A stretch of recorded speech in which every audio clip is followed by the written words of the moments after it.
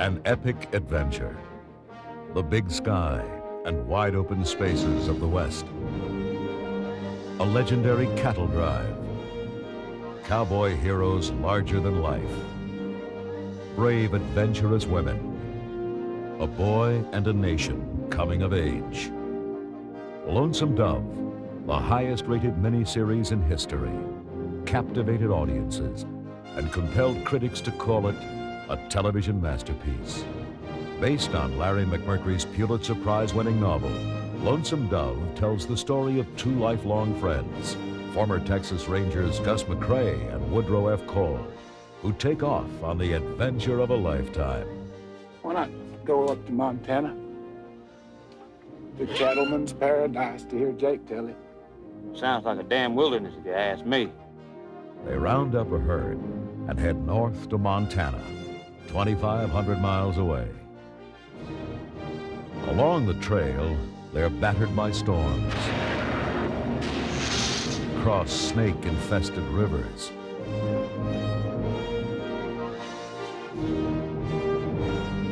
and trek for miles without water.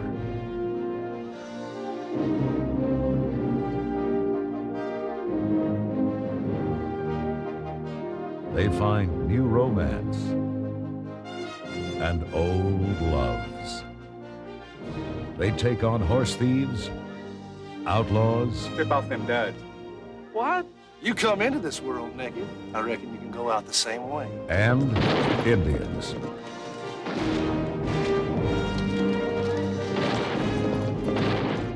And meet an astonishing array of characters who made the West the wild and dangerous place it was.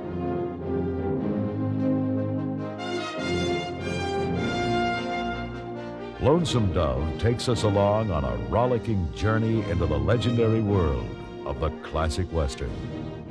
Join stars Robert Duvall, Danny Glover, Tommy Lee Jones, Angelica Houston, Diane Lane, Rick Schroeder, and the movie makers as they take you behind the scenes for a rare inside look at the making of an epic. Larry McMurtry's vision is rather unique, and it comes from as close to the source as a writer can get, a writer that's living today. It's a great American epic which happens to be set in the West. Well, Larry wrote it with Peter Bogdanovich originally as a theatrical vehicle for Henry Fonda, John Wayne, and James Stewart, but they never could make that work. So Larry stuck it on the shelf for another 6 or 7 years. And then when he took it off the shelf, he rewrote it and expanded it hugely, into the novel Lonesome Dove. And it's really a saga of the West. It really tells the story in a different light than any Western I've ever seen. And plus, it was a fabulous book. It's simply one of those books that you couldn't put down. I think I read it for 3 solid days, and towards the end, couldn't bear to finish it, so I'd put it down and run off and do something and then come back to it. But it's like a wonderful meal that you can't bear to be over. Academy Award-winning actor Robert Duvall makes a rare television appearance as Gus McCrae. At first, they approached me for the other part, and I said, "No, I've done that. Let me try this other part. It's the kind of part I've done on stage before, but never like in film, that kind of outgoing guy." And I said, "That's the only part I want to do." So I said, "Give it to me. Let me run with it. I'm ready. I got in good shape," and that was it. Hey, camera, Mark. Maybe Augustus McGray is my favorite character I've ever played. Because I could bring, many sides to the guy. This guy was out. He was like a libertine. He was happy-go-lucky. He lived the moment in his own personal way to the fullest, each moment of each day, even if it was boredom. I felt it was a privilege to play that part. Great part. Maybe Augustus McGray is my favorite character I've ever played. At least as good as Hamlet. I like a shot of whiskey, and so would my companion. It ain't too much trouble.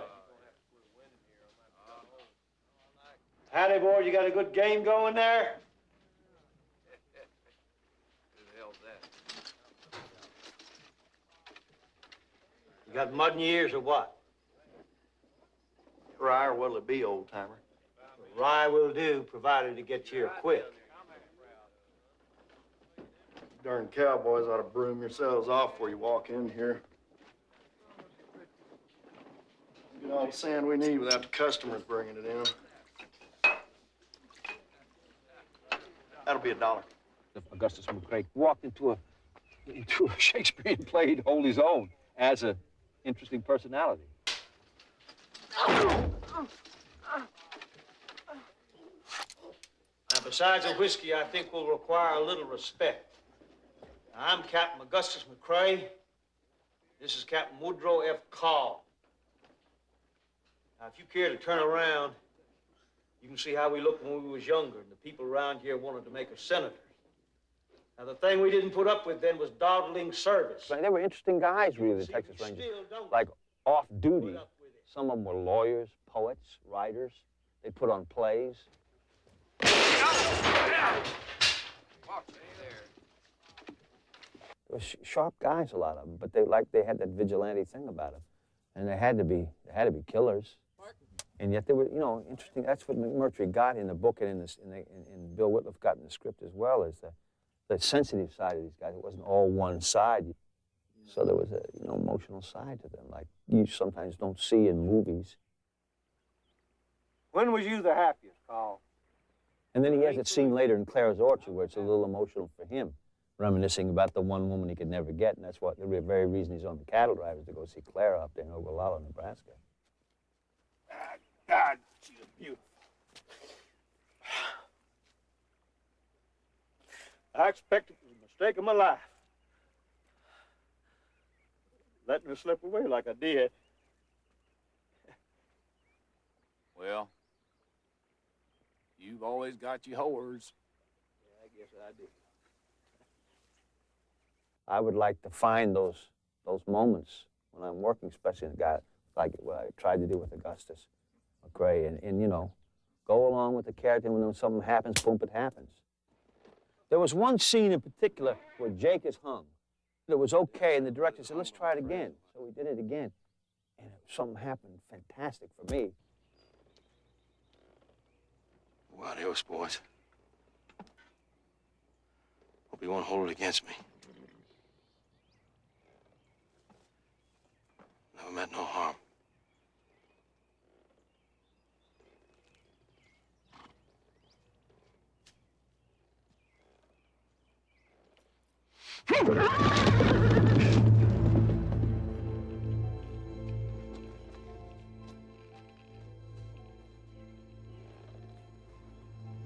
Something happened to me that it was so emotional, but I didn't predict it. It just something took over me, and it was a very real thing. It was one of the best moments I've ever had in my career. Yes, sir. He died fine, didn't he? Emmy Award winner Tommy Lee Jones stars as Captain Woodrow F. Call. He's been a law enforcement officer most of his life, and to a certain extent always will be. He's a leader of men, uncomfortable in towns, uncomfortable in the company of ladies, believes in the great struggle between good and evil, and he's on the side of good. Wants the world to be good, has an idea of what a fine place the world could be if people would just act right. Not everybody does, and those are the ones that he wants to talk to. Hey, leave him alone! What's he doing?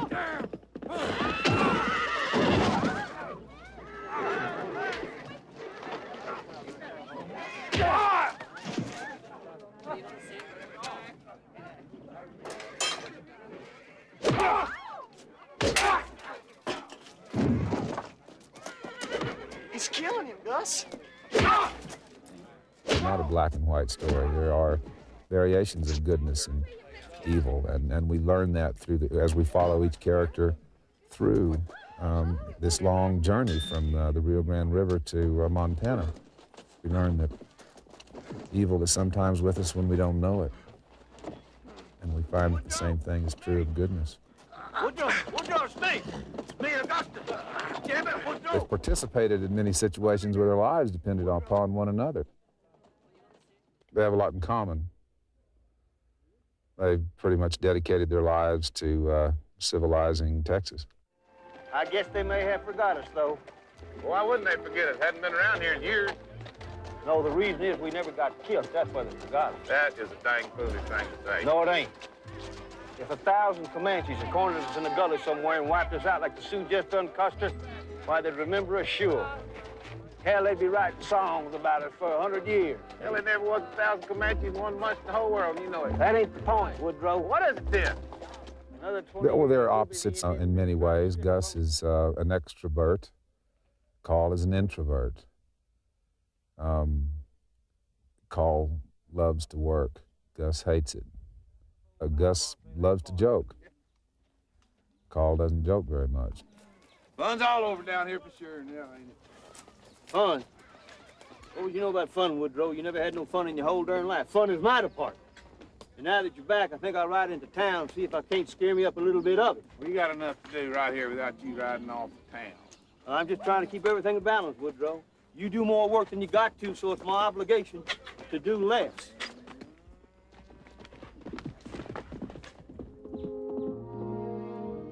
Popular film star Danny Glover plays expert tracker Joshua Dietz. I read the script, which is roughly 400 pages, and it held my interest. It moved me. It had me thinking. I like that about something that I do, that the thought process goes further than just the character or the question of how good the character is or whatever, but the process of men. We're all going through the same struggle. We all come on this earth. We all become part of nature, and becoming part of nature, that struggle that Carl and Gus go through and able to verbalize in the film, no doubt is the same struggle that Dietz goes through as well.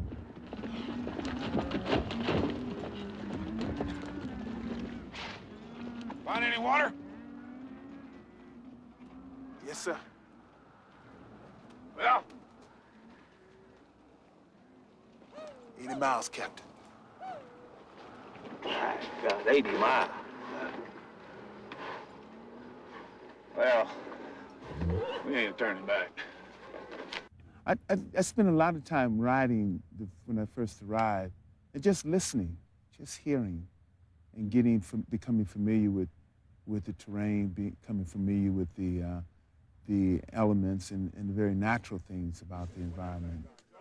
Just sitting in the saddle spurs the imagination in a way, and crossing rivers and listening, just listening and watching and taking in everything around you. Camps are here. Draw with a little water. I make a basic assumption that even 100 years ago, people, 150 years ago, 120 years ago, 10 years ago, people felt the same things. They're starving, Captain. They done cut up one horse already. Ah, God, you mean they stole our horses for meat?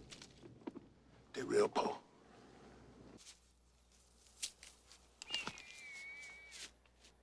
Hell, they're just having a picnic. We had one ourselves the other day without nobody shooting at us. I ain't gonna shoot them. Just gonna scare them off so we can get our horses back. We'll leave them 2 ewe-neck mares standing there. They can eat them.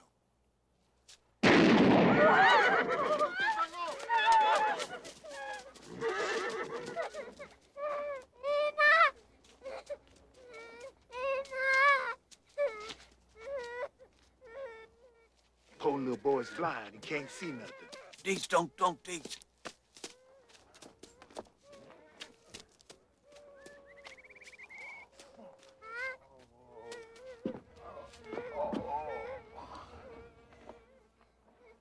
Oh, hush up, little fella. Boy, you're gonna be all right. He's gonna take care of you. When you're dealing with a situation where the person you want next to you is the person you want to count on in any kind of situation that arises, and you want to be able to count on him and trust his reaction, then you hire people based upon their skills. And a lot of those people were black people. Celebrated Australian feature film director Simon Wenser.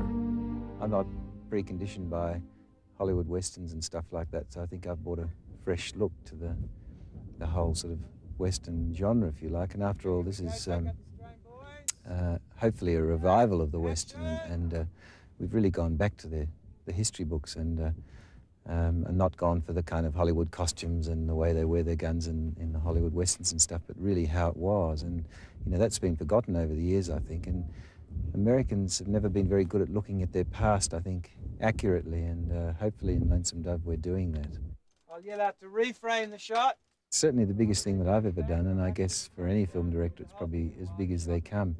It's being made on a television schedule, which is 16 weeks, and basically in that 16 weeks we're making 4 films, and every scene is large and has, you know, animals, and there are 89 speaking parts in the film, and a normal day for us with the herd would be upwards of 300 cattle, 17 actors mounted, a couple of pigs and a few wagons thrown in as well.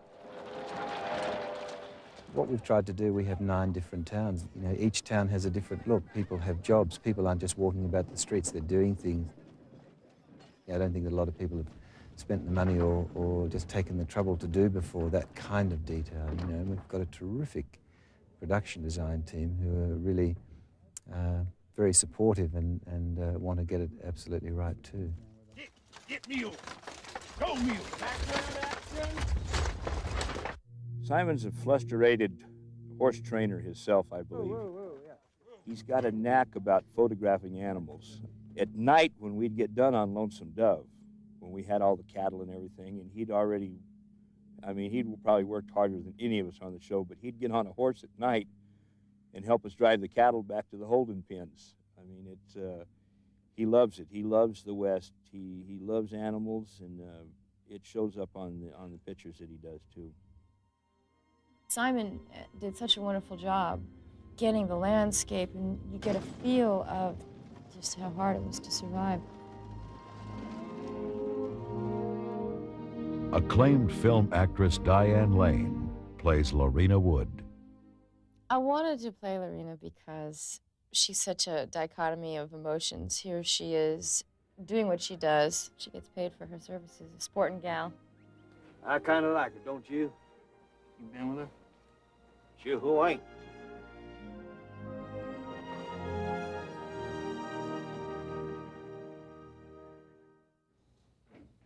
Don't go up there with him, please. Don't. I have to.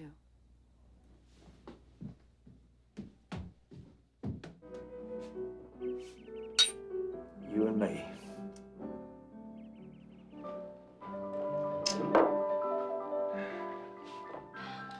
How about a Pope?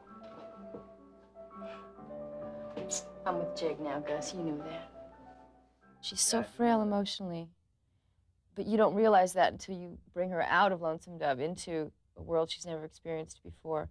She's always, previous to when you see her in the screenplay and the book, her history is she's been taken care of by men, and that was it. And mistreated or not, she's always been sheltered. I just want to go to San Francisco.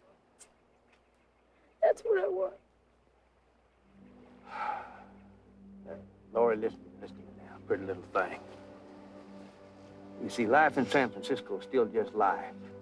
Now, if you want only one thing too much, it's likely to turn out a disappointment. Now, the only healthy way to live, as I see it, is to learn to like all the little everyday things. Yeah, like what?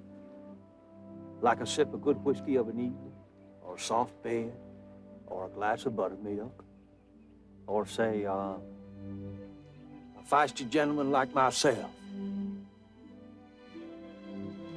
I wanted to work with Duvall. Now you close your pretty little eyes. Go on. That was a really wonderful experience for me to work with him. He was very generous, and we had a great rapport. 25, don't open. 26. Hey, 27. I can't.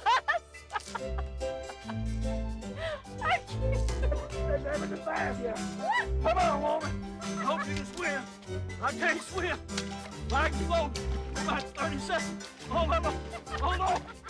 Hold the damn road.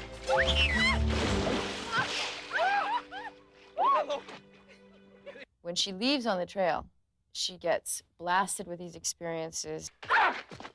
what'd she do? I said, what'd she do to earn a kick? You mind your own damn...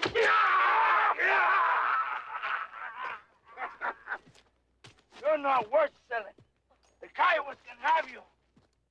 She could be broken and damaged and finished. Her broken spirit, want to die, that kind of feeling. If Gus, Duvall's character, wasn't her, literally her knight in shining armor. They shouldn't have took me, Gus.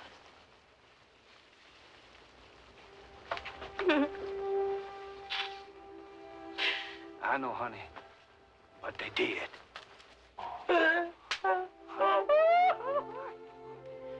Sure. But they did. They did. Now, you just go and cry it out. See, you got a long time to live, and you don't want this thing dragging you backwards, see? So you just cry it on out to old Gus. You'll be all right, you, right here. You're safe now. Academy Award winner Angelica Houston plays Clara Allen.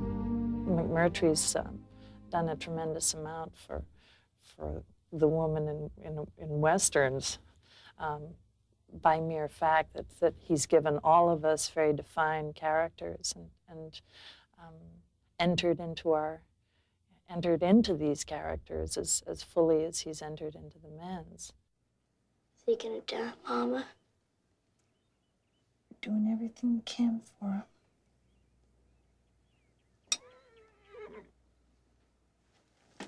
Somebody's coming.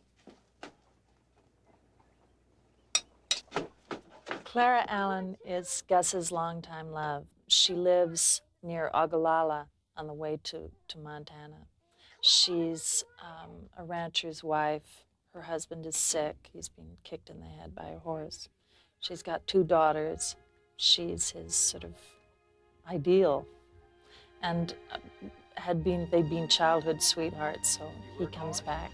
Your mama works you hard? Uh-huh. Where's your mama right now? She's inside. Well, pretty as ever.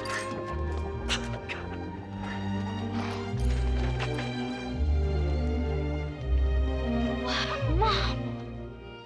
We're both pretty honest. She calls him half honest, but I think, you know, there's a basic understanding.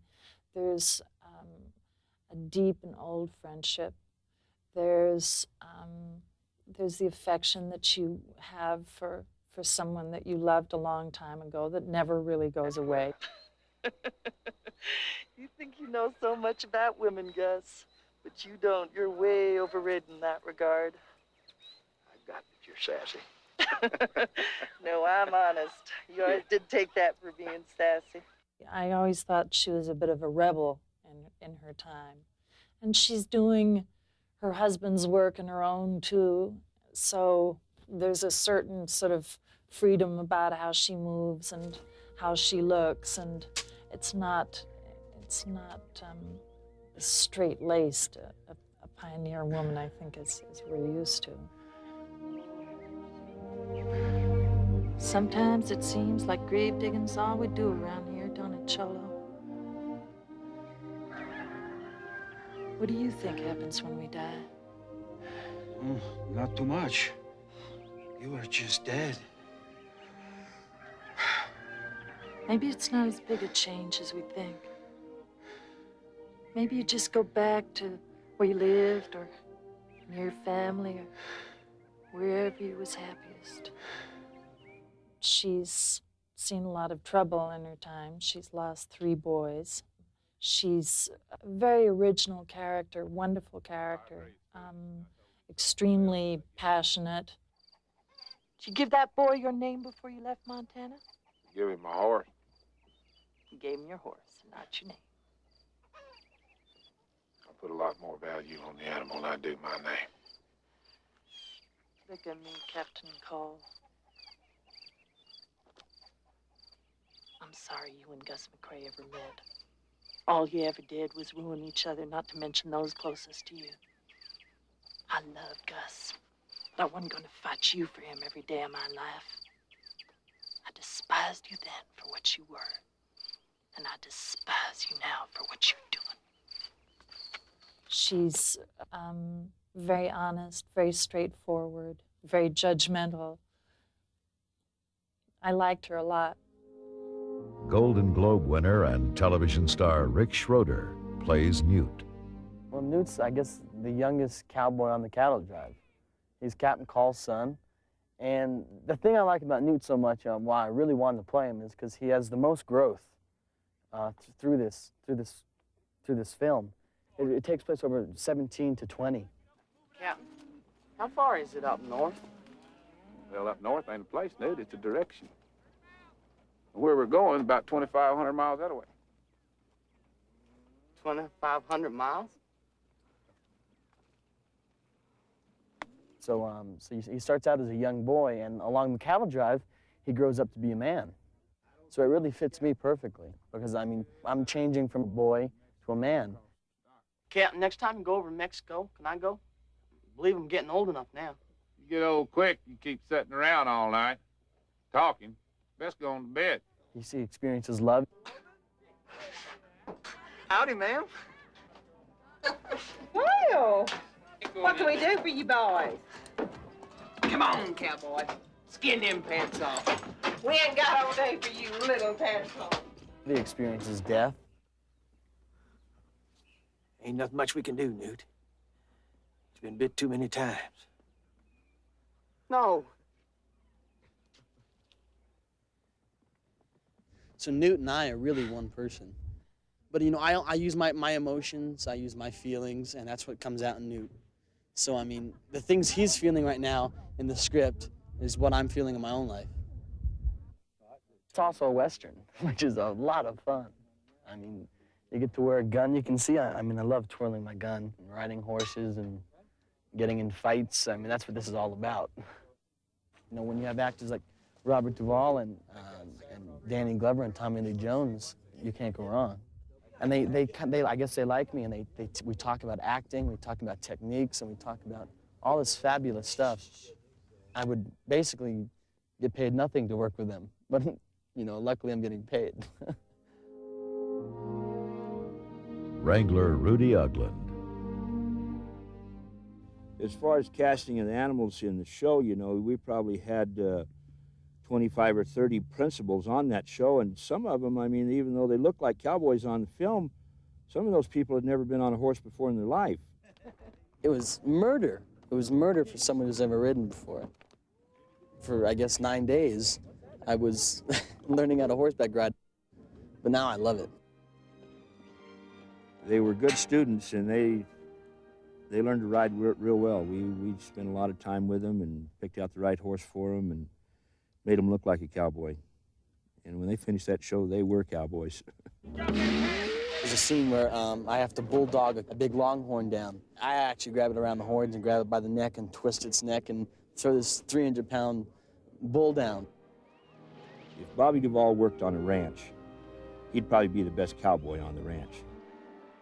When you look for a horse for him, you're actually looking for a horse that a cowboy would ride. You're not looking for Trigger or nothing fancy like that. You're looking for a cowboy's horse. That one shot with Bobby where he was riding across the plains in search of the Indians, here Bobby come riding in on this horse, and they fired off a couple squibs in front of him, and boy, I'm going to tell you what, this horse went to wolfing it up.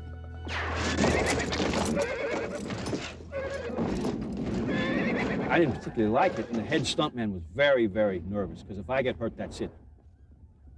And if it had been any other actor except Bobby Duvall, it might have been a bad wreck. They left it in the picture, and I think that's what made that picture so great, is because everything was real in it. Tommy's horse was a horse that was an outlaw, a bronc. Captain called, he wanted a horse that was feisty, had a lot of go to it. Basically, the horse that he rode in that show was that type of horse. This horse might buck you off at any time, I mean, in real life. And he got along fine with him. He done a really good job with it. We had a herd of anywhere from 300 to 600 head of cattle, and we probably kept about 85, 90 horses on the show. The town stuff that we did, we probably brought in another, 50, 60 head of horses and wagons, and, usually start on a picture a couple months in advance just to find these animals that can handle the terrain where you're going to go. We spent weeks teaching them to drive, teaching them to swim, teaching them to be around a movie company that with lights and cameras. We never hurt a horse or a cow or a pig on that whole show, and it's a good feeling when you know that you've done a job where you never hurt animals. And and then there's the feeding of them, the care of them, and the cowboys and the wranglers that don't ever get in front of that camera that are up at 4 o'clock in the morning to prepare these things to get to work by 7, and then after work is finished at 6 at night, finishing up and finally unsaddling their horses at 9:30, 10 o'clock at night. We had some awful short nights on that show and some awful long days. We had 4 sets of pigs, and they went from a month old to 6 months old to a year old to 2 years old to 2.5 years old, because they went all through the whole picture from Texas all the way to Montana. And so they undertake this epic journey too, and not only do they do what the cattle do, they get caught in blizzards and dust storms and swim across rivers and so forth. Look at them pigs swim. They become, lovable characters like many other characters in the piece. They're terrific. Most of the actors didn't like working with the pigs because they know that when the pigs are on screen, they haven't got a chance. I say that jokingly, of course, but they're wonderful, and I think the audience will really love them because they're involved in many humorous situations.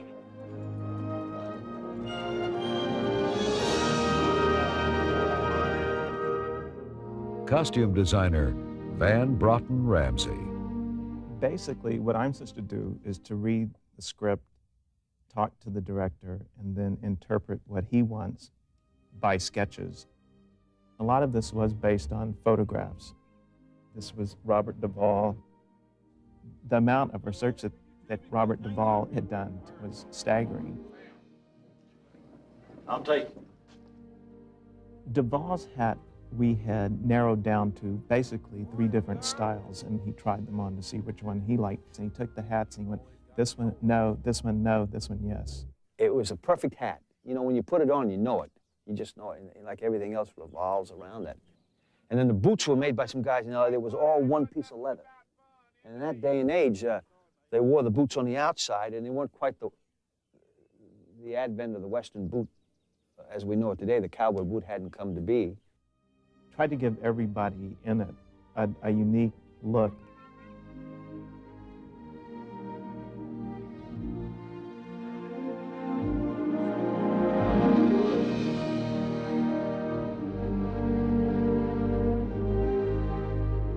This was like one of the dresses for Diane Lane, and one of the things we came up with for Angelica Houston.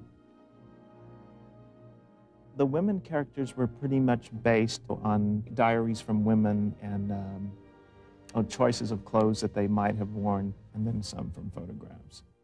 Until I'm dressed and I'm on set, it's hard for me to really get a bearing on what the character is, or a lot of it. And in this case, I kept finding myself running back and forth to wardrobe and saying, "Do you have a hat?" Newt, see that little sorrel over there with the star on his forehead? I want you to have him. Thank you very much, ma'am. Newt was interesting because he was basically the youngest of all of them, and we were trying to show a progression of him from being a young boy and not having very much responsibility, being taken along on this cattle drive, to becoming the head, the kind of overseer of this ranch once they got there.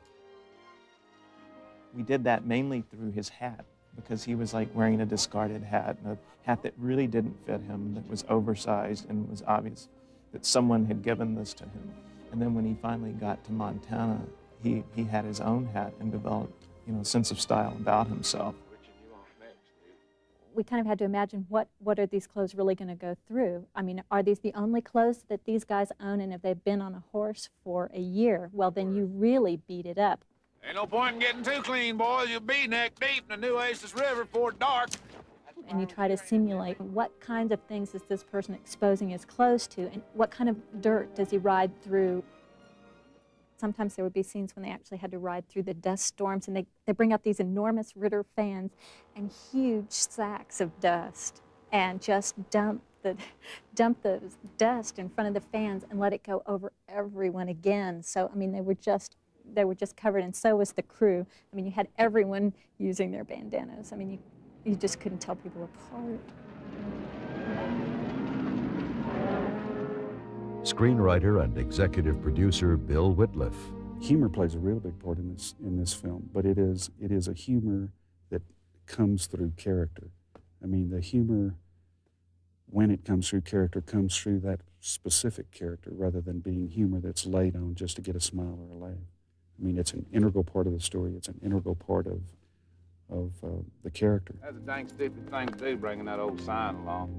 You'll have us a laughing stock of this whole country with that "we don't rent pigs" part. Well, we don't rent pigs. And I figure it's better to say it right up front, because a man that does like to rent pigs he's hard to stop. And if that ain't bad enough, you get all them Greek words on there, too.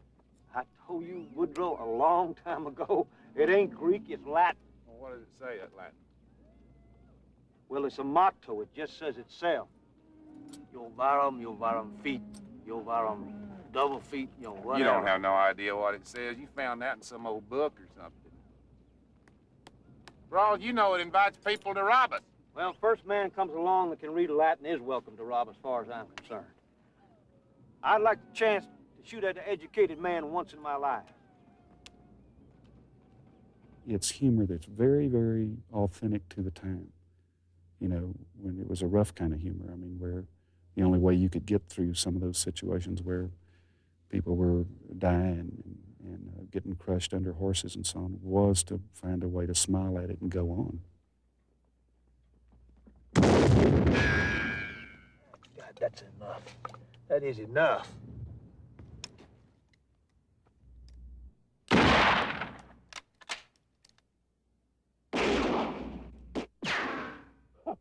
Look at that. Is he shooting at us? He can't hit nobody from there. He's just wasting his bullets. Maybe an old man like you needs a better target.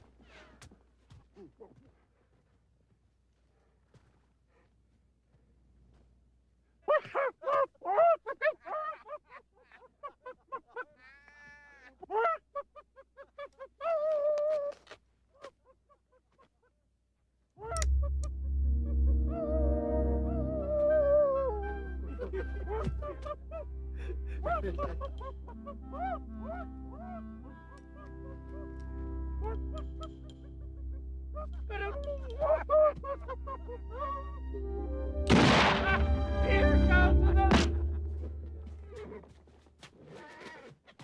Look what that son of a bitch done to me. Production designer Carrie White. There was a tremendous effort made toward being just as authentic as we possibly could be with the story. It would have been easier to shoot it perhaps on some other place, but we did shoot it, built the town of Lonesome Dove right on the banks of the Rio Grande. You'd look over there and there was Mexico. It's described in the book as a dried up little part of a town on the banks of the Rio Grande. This is the little bird's eye view of the town of Lonesome Dove that I did originally just from reading McMurtry's description. We wanted to keep it just real simple, real stark, just as bleak and barren as possible. Here's an illustration of the Hat Creek headquarters, little adobe building. I wanted it to be all shored up where the pigs had been digging under the front porch.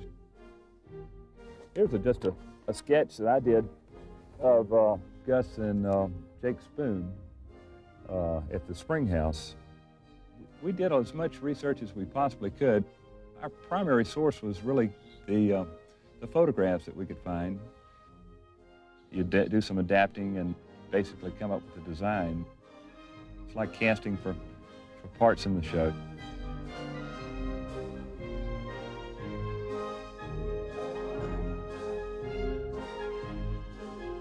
It's such a complex story that working with an Australian director, he wasn't that familiar with the geography of the U.S., so Simon asked me to draw him a map. What we did was try to find different terrain that would match where we were supposed to be, because we did not make this trip from here to here. We went from Austin to down to Del Rio up to northern New Mexico, and we had to make it look like it was covering the entire country. So, like for example, when we shot Clara's Ranch outside of Ogallala, Nebraska, it should have been real flat. We actually shot it outside of Santa Fe.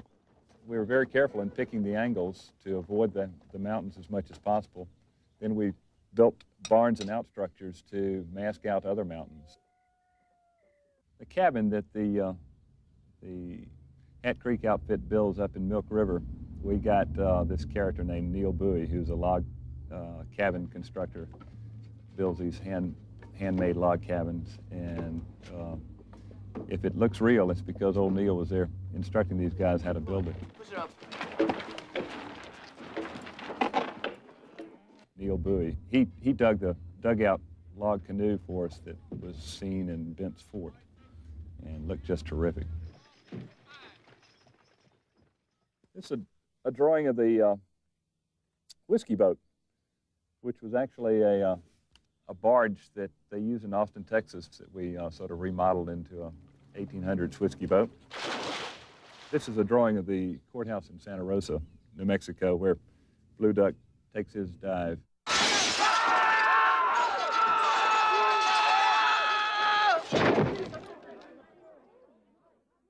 This is a drawing of the Alamo, and our heroes ride by the Alamo when they make their little side trip to San Antonio to pick up a cook. It's real exciting to see it come to life, because you start off with just words on a page, and then it takes on a visual form, and then it becomes a concrete form, and then you got people in it, and the cameras are rolling, and when you see it on film, it's a wonderful thing to behold. Stunt coordinator Bill Burton. Everybody wanted to do Lonesome Dove. Every stuntman, every wrangler, every cowboy in the United States wanted to do Lonesome Dove. 187 Apple, take 2. My favorite scene in the whole movie was the fight between Carl and the scout. We blocked the whole scene 2-3 days in advance with Tony and myself and Tommy Lee Jones, step by step. Action! Tommy obviously wants to do all of his own stunts, and in that particular scene he did. He actually rode the gray, what they call the hell bitch, down the street and ran it into a black falling horse, which Tony Ipper was riding, and it was like throwing a punch at camera. He never made contact with the black horse. And the remarkable thing that you couldn't do if you had that doubling Tommy was he stepped right off the hell bitch, went around and kicked Tony in the face. So if we'd have had to double Tommy Lee in that sequence, he would have, we'd had to make a cut, of course. So that was a nice plus, having someone as handy as Tommy Lee is. And then we did the whole fight. We blocked it all out days in advance and rehearsed it. Every move was blocked and executed, every swing with the branding irons, every punch, every kick. No! Jack, no more! No more! No! One more time here to give him a chance. The only thing that wasn't rehearsed was when Bobby Duvall has to ride in and rope Tommy Lee and pull him off Tony. Action. To save his life.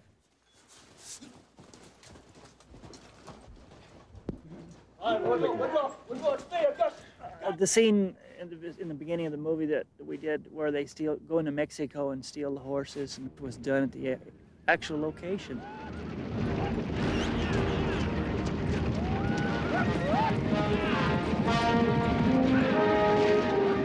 All these horses and all these cattle, they all have a mind of their own. It's not like a car chase or a motorcycle scene where you turn the key off or or turn the gas off. These horses, you know, and they were wild horses, they pretty much do what they want to do, and it takes you a couple of nights of chasing them just to even get them honed in and tired enough to where they're responding to you and get them trained which direction to run in the film. So you've got to stampede horses right by your lens and right by Musco lights and stuff. All they want to do is go the other way. And you talk about, you know, a couple hundred head of loose horses, all wanting to go 200 different directions, and you've got 10 people trying to control them. Tough job. I had a horse fall down and go right out from underneath me. In fact, it's still in the film. It wasn't featured, and if you look in the stampede at night, you see this little horse off to the, I believe it's the left-hand side of your frame, fall and go down. It rolled over me, and I was sore for a long time after that. It really hurt me. And, you know, of course, the horse falls down, rolls over the top of me. He gets up and runs off, and then you've got a couple of hundred head of horses right behind you that you've got to run for cover.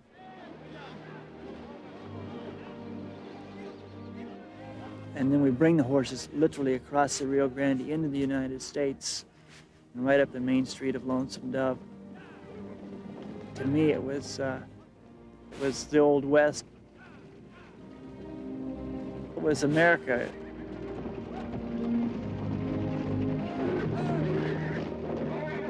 There's a huge variety of characters in this thing, both good and bad, both male and female, both white and Indian and Mexican and so on. I mean, it's an absolute panorama of the West.